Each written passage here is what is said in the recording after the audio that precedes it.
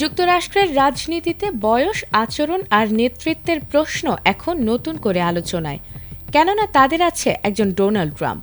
সম্প্রতি state of the union ভাষণের ঠিক আগ মুহূর্তে এক নতুন জরিপ ডোনাল্ড ট্রাম্প সম্পর্কে দিয়েছে চমকপ্রদ তথ্য। জরিপে উঠে এসেছে প্রতি 10 জনের মধ্যে 6 জন আমেরিকান মনে করেন প্রেসিডেন্ট ডোনাল্ড ট্রাম্প বয়স বাড়ার সঙ্গে সঙ্গে আরও খামখেয়ালি হয়ে উঠছেন।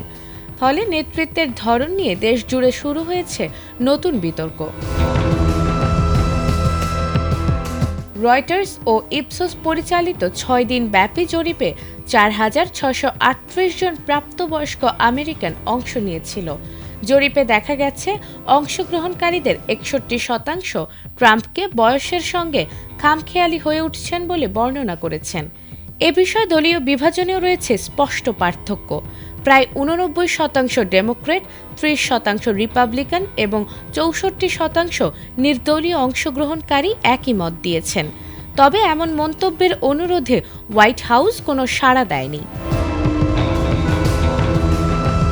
এদিকে 40% উত্তরদাতা ট্রাম্পের কর্মকাণ্ডকে সমর্থন করছেন। ফেব্রুয়ারিতে মাত্র 45% তাকে মানসিকভাবে তীক্ষ্ণ মনে করেছেন, যা 2023 সালের সেপ্টেম্বরে ছিল 54%।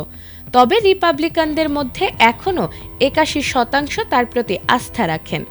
এছাড়াও জরিপে আরও উঠে এসেছে 89% উত্তরদাতা মনে করেন ওয়াশিংটন ডিসির নির্বাচিত কর্মকর্তারা সাধারণ আমেরিকানদের প্রতিনিধিত্ব করার জন্য অতিরিক্ত বয়স্ক।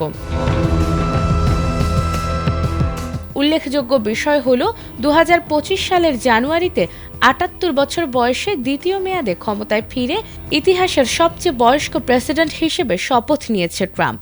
এরপর থেকেই দ্রুত গতিতে নতুন নীতি ঘোষণা, বহু দেশের উপর শুল্ক আরোপ এবং অননুমোদিত অভিবাসন দমনে কঠোর পদক্ষেপ নিয়ে আলোচনায় রয়েছেন তিনি। এরই পরিপ্রেক্ষিতে সম্প্রতি মার্কিন সুপ্রিম কোর্ট তার কিছু শুল্ক অবৈধ ঘোষণা করলে প্রকাশ্যে ক্ষোভও প্রকাশ করেছে ট্রাম্প।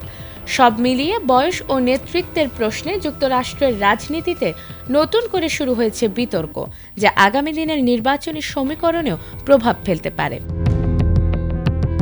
নাজমুন নাহার জান্নাত, এটিএন বাংলা।